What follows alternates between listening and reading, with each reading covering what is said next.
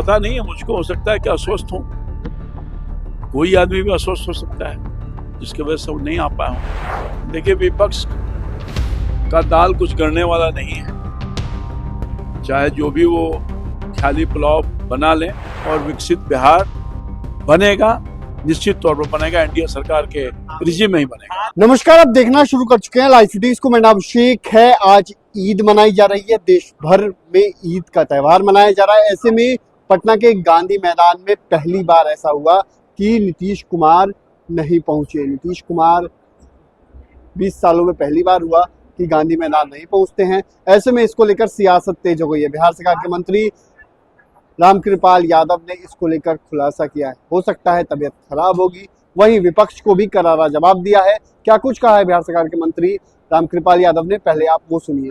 अब ये तो पता नहीं है मुझको, हो सकता है कि अस्वस्थ हूँ, कोई आदमी भी अस्वस्थ हो सकता है जिसकी वजह से वो नहीं आ पाया होंगे।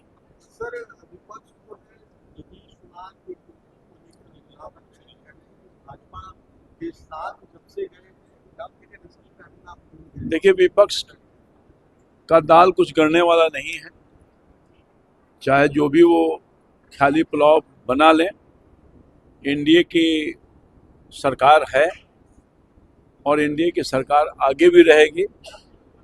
विपक्ष ने कभी सफलता हासिल किया है, न जनता का विश्वास जीत पाया है। आगे भी विपक्ष को जनता अपना विश्वास नहीं व्यक्त करेगी, क्योंकि उन लोगों को बहुत बड़ा चांस मिला, तो बिहार का विनाश कर दिया। बहुत मुश्किल से नीतीश कुमार के नेतृत्व में एनडीए की सरकार बिहार को बाहर निकाला है और 2030 तक विकसित बिहार बनाने का संकल्प माननीय मुख्यमंत्री जी ने लिया है। सभी लोग मिलकर के विकसित बिहार बनाएंगे और विकसित बिहार बनेगा, निश्चित तौर पर बनेगा, एनडीए सरकार के रिजिम में ही बनेगा। कालाबाजारी को लेकर कार्रवाई की है आपने, क्या कुछ कहेंगे? खाद, जब से मैंने कार्यभार संभाला है या उसके पहले से भी, किसानों को सही समय पर और सही खाद मिले, बीज मिले, और लगातार जब मैं आया था उसी समय से हमारे विभाग को मैंने निर्देशित किया कि आप कालाबाजारियों को रोकिए, जो गड़बड़ करने वाले लोग हैं उनके खिलाफ कार्रवाई कीजिए। छापामारी की गई और ये काम अनवरत चल रहा है, और उसी के परिणाम है कि अब कोई किल्लत नहीं हो रही है, किसानों को कोई दिक्कत नहीं हो रही है। जब भी कोई किसान को दिक्कत में डालने वाले लोग होंगे वो खुद दिक्कत में आएंगे। बिहार उद्यमिता संघ के माध्यम से 13वां सम्मेलन आयोजित किया गया है। सारे जो नौजवान उद्यमी हैं, विमर्श हो रहा है, और मैं समझता हूं कि आज अगर हम चाहते हैं कि बिहार में, चूँकि आबादी बहुत ज़्यादा निर्भर करती है खेती और किसानी पर, तो कृषि को कैसे उद्यमिता से जोड़ा जाए, और उस पर विमर्श हुआ, लोगों ने अपने विचारों को रखा।